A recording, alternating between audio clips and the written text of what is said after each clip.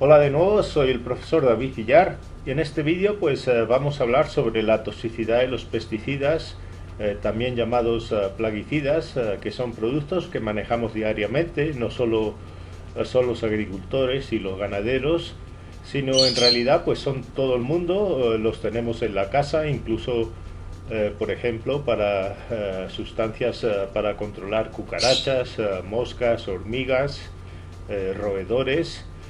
Si tienen un jardín, probablemente también los tengan para tratar, por ejemplo, herbicidas. Los plaguicidas se usan para proteger plantas frente a plagas. Para empezar, vamos a definir qué es un plaguicida. Antiguamente se entendía como plaga cualquier organismo que producía un daño exclusivamente para cultivos. Sin embargo, ahora se considera como plaga cualquier organismo que es perjudicial no solo para cultivos, sino también si es de interés veterinario o médico, por ejemplo todos esos vectores mosquitos que transmiten la malaria, el dengue, la leishmania, el chagas. Y yo que he trabajado en vacas, pues os puedo decir que las garrapatas son una verdadera plaga para las vacas en muchos sitios de Colombia, no solo para el bienestar, sino para la salud, incluso para la vida del animal. Aquí tenemos una definición de lo que es un plaguicida o un pesticida según la Organización Mundial de la Salud. Como veis ahí, la definición de un pesticida o plaguicida es cualquier sustancia o mezcla de sustancias de carácter orgánico o inorgánico que está destinada a combatir insectos, ácaros, roedores y otras especies indeseables de plantas y animales que son perjudiciales para el hombre o que interfieren de cualquier otra manera en la producción, elaboración, almacenamiento, transporte o comercialización de alimentos o producción de alimentos. Y la verdad, a mí no me gusta considerar que todo lo que nosotros consideramos como malo sea necesariamente malo. Una mala hierba puede no serlo para otro ser vivo, o puede ser, por ejemplo, el alimento de un pájaro que nosotros no hemos considerado, por poner un ejemplo, o por ejemplo de una mariposa. Hay muchas cosas que nosotros somos ignorantes y creemos que todo lo sabemos, y creemos a veces creamos desajustes medioambientales por manipular el medio a nuestro antojo. Si quieren una definición, siempre podríamos decir que un pesticida es cualquier sustancia natural o sintética capaz de matar otro ser vivo. Antes de la Segunda Guerra Mundial ya se usaban plaguicidas inorgánicos, por ejemplo el azufre, el arsénico, el ácido bórico, o orgánicos como por ejemplo la piretrina, la rotenona, la nicotina. Si ya pasamos a ver la clasificación, bueno, aquí por ejemplo tenéis una diapositiva que muestra cuáles son los principales plaguicidas. Los que más se usan son los herbicidas para las plantas, después vendrían los insecticidas. Ahí incluso habría que poner los insecticidas, y ahí habría que incluir los que se usan también para los arácnidos dentro de los insecticidas, y después vendrían los fungicidas para los hongos. Si ya pasamos a hablar de cómo se clasifican los plaguicidas, se puede hacer de acuerdo al tipo de organismo que controlan, como tenemos en la lista de aquí, y como vemos están los insecticidas, los acaricidas, los fungicidas, los herbicidas si son malezas, los nematocidas si son para nemátodos, los molusquicidas para las babosas, los rodenticidas y avicidas. Según el grupo químico, ya veremos que la lista es muy grande. También lo podemos hacer según su destino de aplicación, como veremos a continuación, y según su toxicidad. Como veis, según su función, podríamos también clasificarlos si son atrayentes para cualquier tipo de plaga, si lo que hacen es simplemente repelerlos, si son disecantes, ya veremos algunos, si son sistémicos, es decir, que se absorben, por ejemplo, en la planta y el insecto lo que hace es, cuando consume la planta, absorber el plaguicida, como veis ahí en esa imagen. Si son reguladores del crecimiento, si lo que actúan es por contacto directo, y ahí pues actúan muchos polvos, o por ejemplo los aerosoles o los fumigantes, o si son, por ejemplo, cebos, es decir, que por ejemplo un roedor tiene que ingerir el plaguicida, y cuando lo consume, ahí es cuando se intoxica el roedor. A continuación, pues vamos a ver rápidamente que también, según la aplicación, pues podríamos dividirlos en fitosanitarios, que son básicamente los de uso agrícola, los ganaderos, que son los de uso veterinario, los de uso alimentario, que son todos los relacionarios con la industria alimentaria, los de uso ambiental para sanear sitios públicos, y por último tendríamos los de uso doméstico para viviendas o locales. Si los clasificáramos según la toxicidad aguda, como veíamos en el primer vídeo, pues decíamos que de acuerdo a la dosis letal 50 de la Organización Mundial de la Salud teníamos 4 categorías, y los clasificamos en números romanos. La primera la dividíamos en 1A y 1B, y para la 1 asignamos el símbolo de la calavera con los huesos, que debía ir en la etiqueta de los productos para alertar de la peligrosidad del producto por ser muy tóxico. La 2 era moderadamente tóxico y suele marcarse como dañino. El número 3 era ligeramente tóxico, iba la palabra cuidado, y la 4 pues era prácticamente no tóxico y hay que tener precaución cuando se usa. Como veremos a continuación, pues ejemplos concretos, y haremos referencia a estas categorías que deben ir siempre marcadas en todos los productos plaguicidas por ley. Y como veis, eso también está basado en la toxicidad, hemos dicho, aguda del producto. Y lo otro es que el color rojo pues se reserva para los muy tóxicos, el amarillo para los moderadamente tóxicos, el azul y el verde pues hay que tener cuidado y precaución. Que muchos de los productos que vais a ver vienen de Estados Unidos, y esa clasificación pues que acabamos de ver, los muy tóxicos, que decíamos el grupo 1, en inglés es danger, se usa la palabra danger, los muy tóxicos. Los moderadamente tóxicos se usa la palabra warning, y para los grupos 3 y los grupos 3, que es ligeramente tóxico, pues se usa la palabra caution. Antes de hablar de las aplicaciones, en esta diapositiva lo que veis es que la clasificación según sus grupos químicos es, como veis aquí, es muy grande, y vamos a ver que todos los productos siempre tiene que venir el nombre químico de la sustancia para reconocer exactamente qué es lo que lleva el producto. Y eso es muy importante, porque el ganadero a veces confunde eso con el nombre comercial, y puede haber muchos nombres comerciales distintos que se refieren a la misma sustancia. Por ejemplo, en Colombia pues tenemos alrededor de 29 productos comerciales de ivermectina, y casi todos ellos van al 1%. Hay algunos que vienen al 3%, y como veis aquí, por ejemplo, el primer grupo en la lista son los compuestos organofosforados, y después vienen los carbamatos. Esos son insecticidas, como veremos a continuación, y la mayoría de los insecticidas del mercado son prácticamente esos dos primeros grupos que tenemos aquí. Aunque hay otros grupos, pero el mecanismo de acción normalmente de esos grupos químicos suele ser el mismo. Pues bien, a continuación tenéis esta diapositiva. Básicamente la pongo aquí para deciros que el mecanismo de acción de muchos de ellos es, por ejemplo, a nivel de la neurona de los insectos, o por ejemplo de los ácaros o de los nemátodos o de otro tipo de plaga.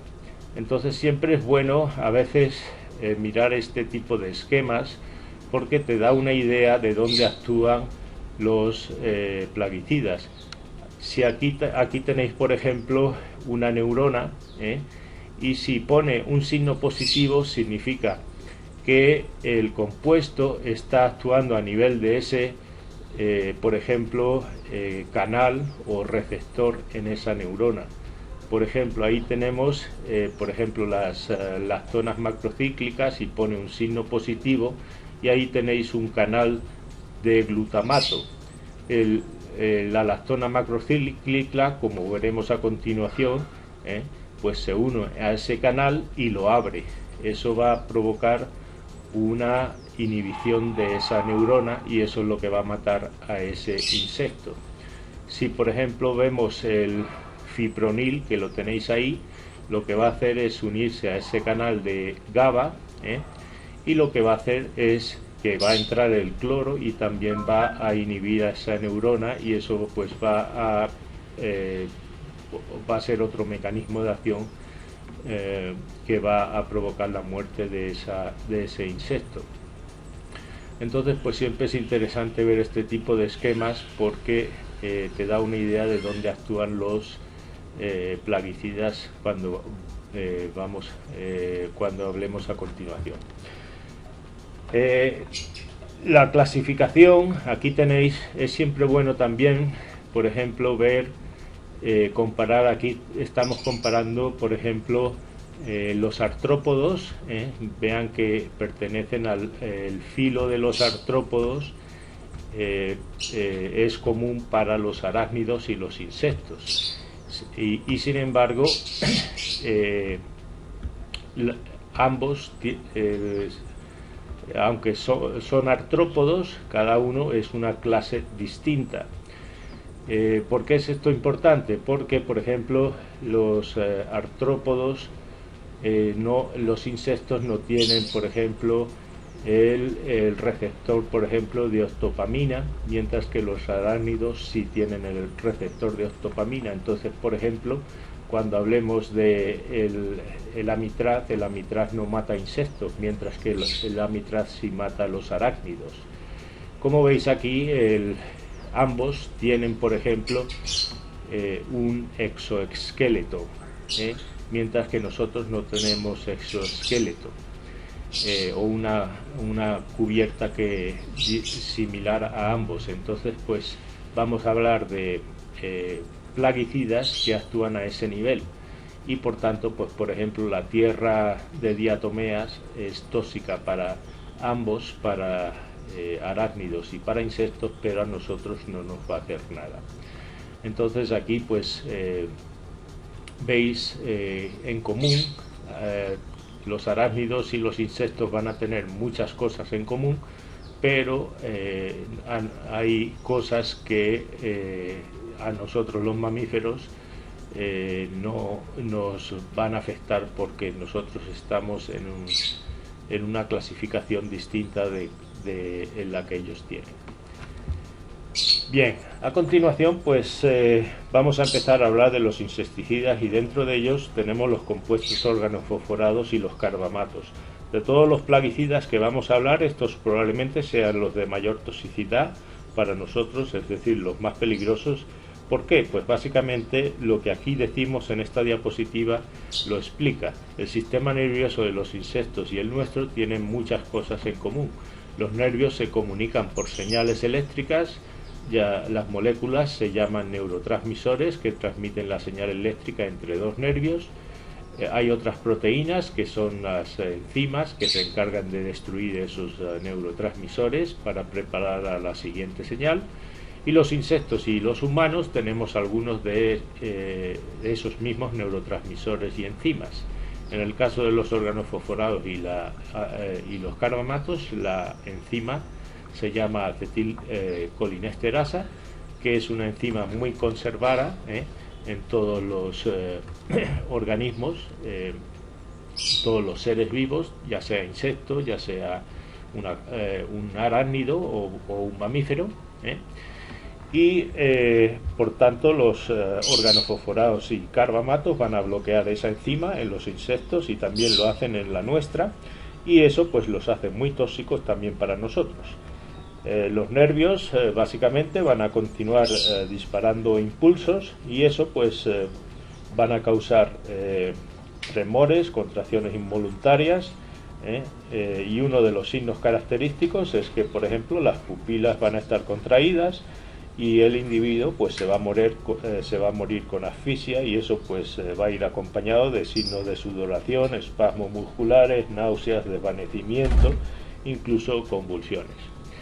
Como veis ahí en esa diapositiva, pues tenemos que los carbamatos van a bloquear esa enzima, y el neurotransmisor pues de acetilcolina va a continuar mandando impulsos a otros nervios y músculos, y va pues va a causar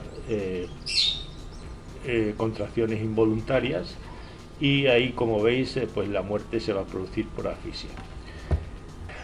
Aquí tenéis uno de los organofosforados que ha sido de los más utilizados y que es de los más utilizados aquí en Colombia para cultivos y frutales, que es el clorpírifos, y de hecho pues también se usa en veterinaria para tratar ectoparásitos en el ganado. Como veis, viene en forma líquida al 46%, como un concentrado emulsionable, y también viene en polvo para mezclar en agua.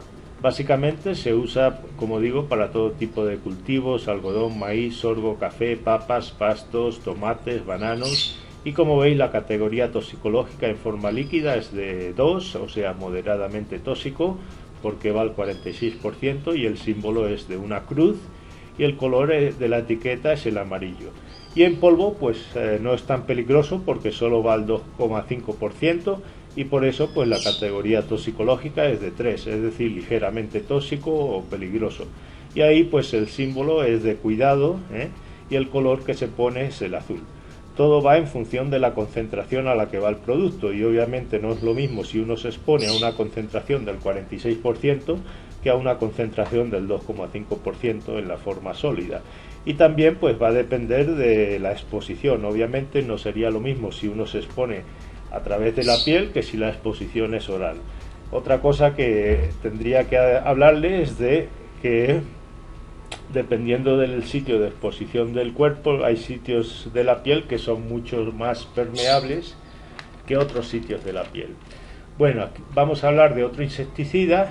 Bueno, aquí también tendría que deciros algo de la toxicidad del clorpírifos en el medio ambiente. El clorpírifos no es en realidad muy persistente en el suelo, y el riesgo de contaminar aguas no es tan alto. Tiene una vida media en aguas microbiológicamente activas de alrededor de menos de una semana.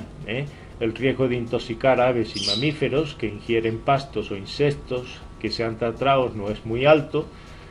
No se alcanzan niveles suficientemente altos y no persiste mucho en el medio ambiente. El riesgo sí es alto para peces e invertebrados si se aplica directamente cerca de un río o medio acuático. El riesgo para las lombrices, bacterias del suelo y algas es bajo, aún aplicándose directamente sobre el suelo, y si es extremadamente tóxico para las abejas e insectos beneficiosos. Entonces eso habría que tenerlo en consideración si se va a aplicar a una pastura o a un cultivo. Bueno, aquí tenemos otro de los grupos de los insecticidas, que son los piretroides, y que, a diferencia de los organofosforados, pues son menos tóxicos para los mamíferos. Habría que decir que son neurotóxicos pero actúan de forma distinta. En vez de inhibir una enzima, esto lo que hacen es bloquear más bien abrir los canales de sodio voltaje dependiente en las neuronas, y al despolarizarlo pues constantemente se va a causar una parálisis del insecto.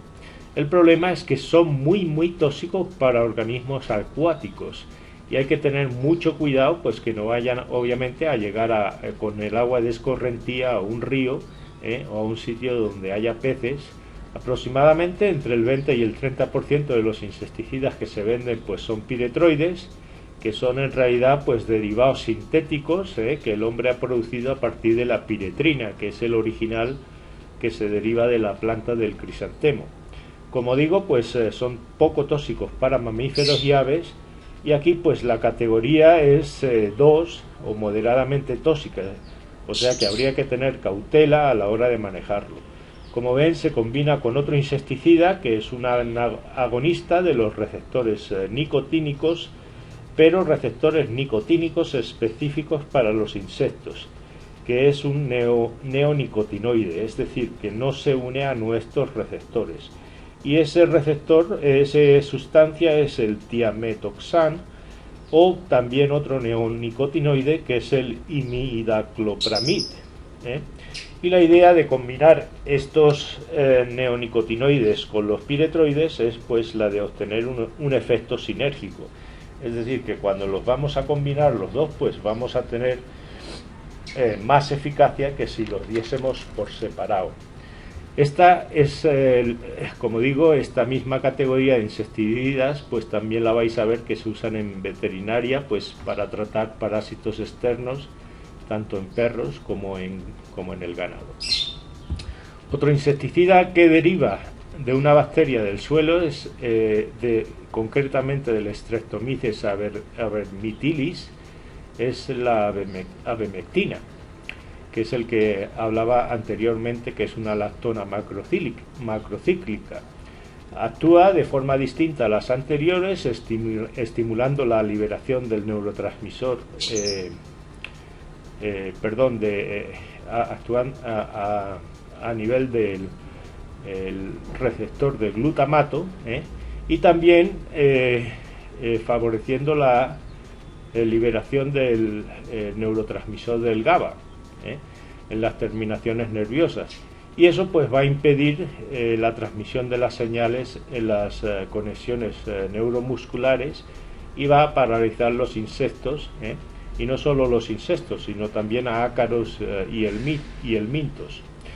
Y eso pues tiene muchas aplicaciones también en veterinaria.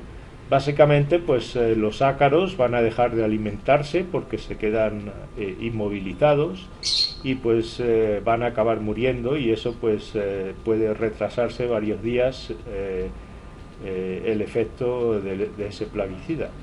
Como digo, en veterinaria pues se usa mucho porque sirve para nemátodos y ácaros también, y aquí la aplicación agrícola pues es muy variada, tanto frutales como cultivos. Este tiene la ventaja de que se degrada pues rápidamente en el medio ambiente por microorganismos del suelo y también por la luz del sol, y en varias semanas pues va a desaparecer, y también se fija mucho al suelo, y eso tiene una ventaja, es que no va a contaminar los medios acuáticos, a diferencia de lo que decíamos de los anteriores, sobre todo de los piretroides y algunos organofosforados. Lo otro es que dicen es que penetra muy bien dentro de las hojas y forma de esa manera pues una reserva, y eso pues va a proporcionar actividad residual en las hojas, por tanto, aunque llueva pues la planta pues va a quedar de alguna manera protegida, y eso es lo que llaman un efecto translaminar. Se fija fuertemente al suelo, es decir, que no se lixivia, y como digo pues en el medio pues se va a biodegradar rápidamente. A continuación vamos a hablar de otro, que es el fipronil, y lo que hace pues va a hacer es inhibir los canales de cloro a los que se une el neurotransmisor del GABA.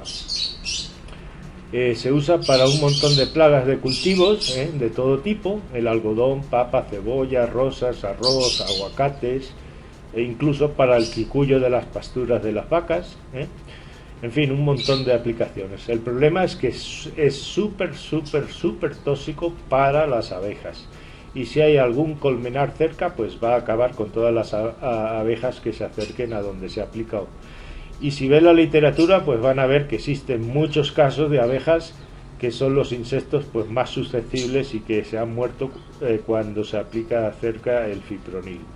De hecho, por ejemplo, en Europa pues está prohibido totalmente usar el fipronil en agricultura, pues precisamente por eso, porque la planta va a absorber el fipronil y la abeja cuando ingiere la planta, pues a través del polen o el néctar se alimenta de la planta y va a matar a la abeja. Lo otro es que no hemos dicho aquí, es que, y esto se aplica en general para todos los insecticidas, es que cuando matamos invertebrados en general con todos estos insecticidas, acabamos con la fuente de alimento, por ejemplo, para pájaros, para pájaros o otros mamíferos, y a lo mejor pues muchos de esos invertebrados pues son beneficiosos y no sabemos el impacto que estamos teniendo en el ecosistema muchas veces. Con eso no digo que tenemos que no usarlos, porque a veces estamos creando problemas graves, sobre todo a largo plazo cuando usamos estos productos mucho. Ahí tenéis el esquema que os había puesto anteriormente. Veis que el fipronil actúa a nivel del receptor del GABA. El GABA, cuando se une, penetra el cloro y eso pues va a inhibir la acción de esa neurona, es decir, esa neurona no se va a despolarizar. Por su parte, la ivermectina o la abemectina que decíamos anteriormente, lo que hace es unirse a un receptor de glutamato. El receptor de glutamato lo que hace también es abrir un canal de cloro, y eso pues también va a inhibir esa neurona, o si es un músculo pues también se va a por así decirlo, bloquear esa contracción de ese músculo. Bueno, pues a continuación existen algunos productos que son derivados del petróleo y como el que aquí tienen, teóricamente no son pesticidas, pero se mezclan con los pesticidas porque la idea es mejorar las propiedades de los mismos, como por ejemplo la solubilidad para penetrar en las plantas, y a veces pues son en realidad los responsables de que tengan propiedades irritantes o produzcan náuseas o tengan malos olores, e incluso a veces efectos nocivos si nos exponemos a ellos, aunque teóricamente se digan que son inertes.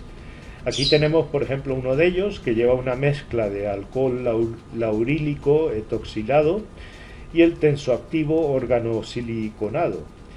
Y lo que hace este producto es básicamente reducir la tensión superficial del pesticida para que se adhiera mejor a la planta, es decir, que no se forme tanta espuma y la planta pues el producto pues se humedezca mejor la superficie de contacto cuando se aplica el plaguicida. Con ello pues se mejora, si quieren, las propiedades de la aspersión y la eficacia del producto que vamos a aplicar. Como digo, el producto se combina con los herbicidas, los fungicidas e insecticidas, y básicamente pues lo que van a hacer es favorecer la penetración y absorción del ingrediente activo. A continuación pues vamos a hablar ya de plaguicidas biológicos, empezando por los hongos, y de los muchos que hay comercializados habría que hablar de dos géneros en particular, que es el metarricio y el Beauveria, que están comercializados, y básicamente lo que tendría que decirles de estos es que las cepas tienen que ser bien seleccionadas y específicas para la plaga concreta, si no pues no van a funcionar. Lo bueno que tienen es que, como digo, son bastante específicos si se quiere atacar una plaga, y está aquí en Colombia, hay varios que están comercializados. La toxicidad, como veis ahí, es muy baja, están considerados como categoría 4, es decir, serían prácticamente no tóxicos, por eso tienen el color verde y la palabra precaución. Y básicamente he puesto ahí un par de vídeos en YouTube que hablan de cómo se producen estos hongos aquí en Colombia, y otro de investigadores que trabajan con ellos, Y en vez de pues seguir hablando aquí, he preferido pues prefiero que vean esos dos vídeos para que os hagáis una idea de cómo se utilizan estos productos, porque la verdad es que tienen también muchas aplicaciones. Bueno, a continuación pues vamos a hablar un poco de otros de los productos biológicos que se consideran, por ejemplo, como repelentes, como su nombre indica, pues son sustancias que no van a matar ni insectos, ni arácnidos, ni hormigas. Lo que van a hacer básicamente es que van a impedir que se adhieran a una superficie. Como veis, hay muchos de ellos, la mayoría son a base de plantas. Aquí he puesto algunos de ellos que se usan. La mayoría de los que tenéis aquí se utilizan frente a la hormiga arriera, y algunos frente a insectos. Y la ventaja que tienen, por ejemplo, el extracto de neem, es que está compuesto de hasta 25 principios activos, y eso pues va a hacer que sea muy difícil para cualquier plaga en general que se genere resistencia frente a, por ejemplo, los plaguicidas convencionales. Si miramos, por ejemplo, el caolín, que es el mineral de arcilla o caolinita, lo que hace es que al rociarlo a las plantas y evaporarse el agua, pues se va a quedar una cubierta en la superficie de las hojas y frutas, y eso pues va a crear una barrera entre el insecto y la planta que hace que el insecto pues no quiera comer esa planta, y básicamente pues la va a dejar en paz, por decirlo de alguna manera. Actúa como si fuera un repelente.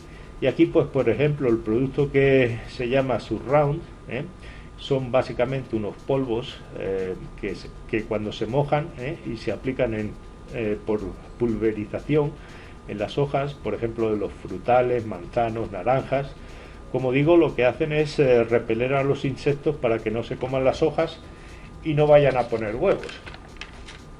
A continuación pues os voy a hablar de otro de los productos pesticidas. Este es el último, que se usa como un pesticida orgánico. Esta es la tierra de diatomeas, y este tiene un montón de aplicaciones, no solo como plaguicida e insecticida, sino también tiene usos industriales. Como veis, pues deriva del cascarón de sílice de las algas marinas, que son algas microscópicas y que ahora vamos a ver, y básicamente pues se sacan de fósiles de la tierra que tienen millones de años, y que, como veis aquí, pues al triturarse pues en realidad ya vienen triturados, porque son en realidad polvos de color blanco que se sacan de los fósiles. Y ahora pues vamos a ver al microscopio en las próximas diapositivas cómo se ven. Básicamente pues el mecanismo de acción es que absorbe la cubierta cerosa de los insectos y de los arácnidos, y es decir, de los artrópodos o todos aquellos que tienen un exoesqueleto, como decía anteriormente, y básicamente pues va a deshidratar ese organismo. Como nosotros los mamíferos y las aves pues no tenemos exoesqueletos, pues no es tóxico para nosotros. Por tanto, pues se puede usar para matar prácticamente todo tipo de plaga, ya sea insectos, hormigas, cucarachas, pulgas, garrapatas, chinches, moscas, pulgones. Aquí, como veis, los están aplicando en forma de polvo, en una casa, en el borde de una pared, probablemente para hormigas o cucarachas, y también pues los están aplicando alrededor de una planta. También se puede aplicar directamente sobre las hojas de la planta, porque no es tóxico para la planta, y obviamente si la infestación pues está directamente en la planta. La cuestión es que si llueve mucho, pues probablemente los polvos se arrastren al suelo y habría que aplicarlo de nuevo. De todas maneras, otra forma de aplicarlos, que no es probablemente tan efectiva, es disolver esos polvos en agua y aplicarlos en forma de suspensión en la planta y esperar que el agua se evapore. Lo que pasa es que obviamente la concentración de diatomeas que va a ir en la superficie de las hojas pues no va a ser tan grande. que si la aplicamos directamente en polvos espolvoreados, pero también pues se puede hacer, sobre todo si en a nivel de la superficie ventral de las hojas. Otra pregunta que os puede venir a la mente es qué tan tóxico sería para los insectos beneficiosos. Pues según la literatura, las abejas, por ejemplo, la verdad sería que no evitar aplicarlo a las flores en lo posible. De todas maneras, las abejas tienen unos pelitos en las patas que por lo general pues repelen y hace que no se pegue la tierra diatomeácea, y no es tan tóxico para las abejas como para otros insectos. Aún así, pues habría que evitar usarla en las flores en lo posible. Tampoco se dice que es tan tóxico para las lombrices. En realidad, las lombrices, aunque ingieran la tierra diatomea, pues no es muy tóxico para ellas. Aquí tenemos una foto microscópica de una diatomea a 1000 aumentos. Como digo, son organismos unicelulares que viven en los mares, y tienen paredes compuestas de sílice, y esa sílice, cuando entra en contacto con la cutícula de los insectos, pues se comporta como si fuese un cristal o un vidrio roto con nuestra piel, que les va a cortar y va a producir una herida o laceración, y muchas de esas heridas en la superficie de un insecto o un ácaro pues es lo que va a acabar matándolo. Aquí tenéis una diapositiva donde veis muchas diatomeas. Como veis, tienen formas y tamaños distintos, y macroscópicamente pues se ven como si fuera un polvo blanco. Cuando se diluye en agua y lo ponemos bajo el microscopio, pues básicamente lo que vais a ver es una imagen como aquí tenéis. Aquí se ven a 100 aumentos, y si lo aumentásemos a 400 aumentos, pues veis que tienen muchas formas: redondas, rectangulares, semicirculares, en fin, es un mundo. De hecho, pues estas diatomeas son la cadena primaria de los mares, a partir de la que se sostienen pues todos los peces, mamíferos marinos, ya sean ballenas, en fin, todos los mares se sostienen a partir de este fitoplancton. Con esto pues acabo este vídeo primero de plaguicidas. En los próximos vídeos pues hablaremos de otros, de los fungicidas, de los herbicidas y de los rodenticidas. Así que hasta la próxima, aquí me despido.